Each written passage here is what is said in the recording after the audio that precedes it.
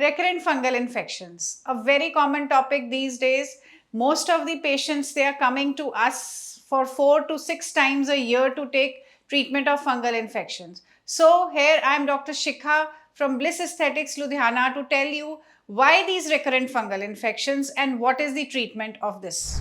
Recurrent fungal infections वो हैं जो बार बार होती हैं.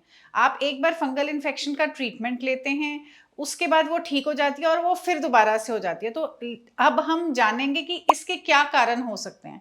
सबसे पहला कॉज, आजकल बहुत सारे पेशेंट्स अपने आप से कुछ ट्यूब्स यूज करते हैं जिनमें स्टीरॉइड्स होते हैं. आप कोई भी लोकल ट्यूब लेंगे तो उसमें स्टीरॉइड होगा. स्टीरॉइड एक मोमेंट के लिए या कुछ दिनों के लिए आपकी फंगल इन्फेक्शन को ठीक करेगा, बट ये इरेडिकेट नहीं होगी, आपकी बॉडी में ही रहेगी और जैसे ही आप ट्यूब बंद करोगे वो दोबारा से आ जाएगी. तो एक तो ये मेजर रीजन है, unwise use of the tubes. इसका सेकेंड रीजन रहता है कि आजकल जो फंगल इन्फेक्शन के स्ट्रेन्स हैं वो डिफरेंट हो गए हैं, तो आपको इसके लिए प्रॉपर ड्यूरेशन का प्रॉपर ट्रीटमेंट लेना पड़ता है. लोग आमतौर पे ये ट्रीटमेंट को थोड़े दिन लेते हैं और उसको छोड़ देते हैं. तो एक ये बहुत मेजर रीज़न है. और क्या आपकी सूटेबिलिटी है, कौन सी दवाई आपको सूट करती है. हमारे आजकल एनवायरनमेंट में जो फंगल स्ट्रेन्स हैं वो डिफरेंट हैं पहले वालों से.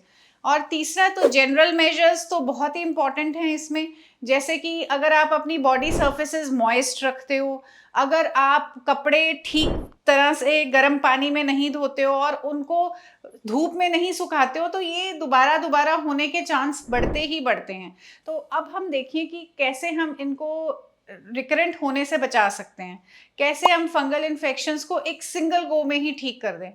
तो इसमें दो तरह के मेजर्स हैं, एक तो जनरल मेजर्स हैं और दूसरे आप अपने डर्मेटोलॉजिस्ट से कंसल्ट करिए और एक स्पेसिफिक पीरियड ऑफ टाइम के लिए एंटी फंगल्स लें.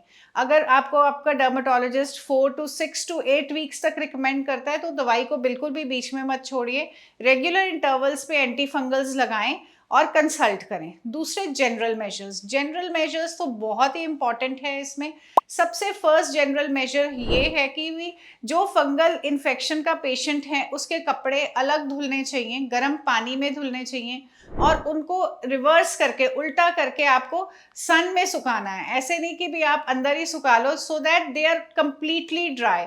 एक और बहुत अच्छी प्रैक्टिस है कि हम इनको प्रेस कर सकते हैं. We can iron the clothes and then we have to wear them. Secondly, जिस भी आप बेडिंग पे सोते हैं, you have to spread a sheet on it and you have to wash that sheet. इसका रीज़न ये रहता है कि जब हम लेटते हैं या बैठते हैं तो फंगल स्पोर्स थोड़े से हमारी बॉडी से डिसोशिएट होके जो भी इन्वायरमेंट है वहाँ गिर जाते हैं. And they say that they stay in the environment for nearly 40 days. So you have to wash that sheet on which you are sleeping, you have to wash that towel which you are using, and then आपने अपने आप को अगर bath लेना है तो दिन में 2 बार लेना है और प्रॉपरली ड्राई करके ही क्लोथ्स डालने हैं. आपको अपने नेल्स भी ट्रिम करके रखने हैं so that you don't keep on itching the lesion. और आप अपने डॉक्टर से कंसल्ट करके प्रॉपर इमोलिएंट्स का यूज़ भी इसमें बहुत अच्छा पाया गया. एक और मेजर है विच इज़ वेरी इंपॉर्टेंट कि जब आप एंटी फंगल ट्यूब लगाएं, जो कि आजकल मोस्टली ललीकोनाजोल इज़ यूज्ड, तो उसको थोड़ी, अगर लीजन यहाँ तक है तो उसको थोड़ा सा 1 सेंटीमीटर बियॉन्ड द लीजन लगाएं ताकि a larger surface area is covered. And just check out कि आपके घर में किसी और को फंगल इन्फेक्शन नहीं है तो साइमल्टेनियसली उसका भी ट्रीटमेंट करें. So all these measures are very important to prevent attacks of again and again fungal infections. अगर आप ये वीडियो यूट्यूब पे देख रहे हैं तो हमारे चैनल को सब्सक्राइब करिए और अगर आप इसको सोशल मीडिया पे देख रहे हैं तो प्लीज़ फॉलो आवर पेज.